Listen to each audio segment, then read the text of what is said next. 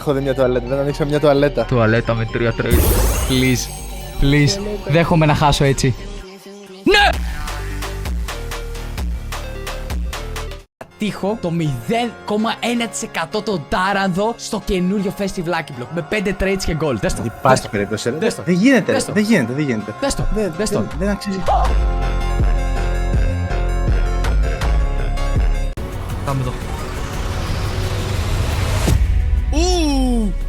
Los Bonitos! Ρε φίλε, μετά από ένα Los Bonitos δεν χρειάζεται ένα Hydra Bunny Bubblegum Trade! Σε παρακαλώ! Κάνε subscribe να το πετύχω. Κάνε subscribe.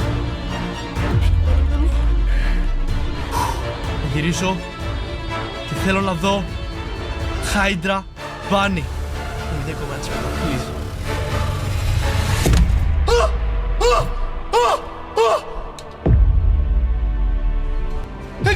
Έκλεισε το τέτοιο μου! Μπρο! Έκλεισε και το τέτοιο! Ήρεμα. Εντάξει, το λασίκι είναι 0,5%.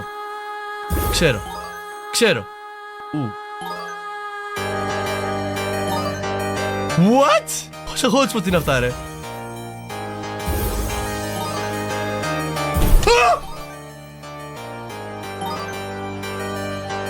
What the fuck?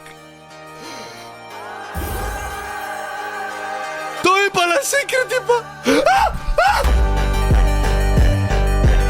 Θα βγάλω τώρα λάβα Hydra Dragon Καλόνι. Δες το τώρα. Και λάβα να έχει, ναι. Αν βγάλεις λάβα σου το δίνουμε. Ισοπαλία. Ωραία, πάρ' το Hydra Dragon. Τώρα έχουμε ένα πρόβλημα. Έχουμε 3 δράκους στο χαλί.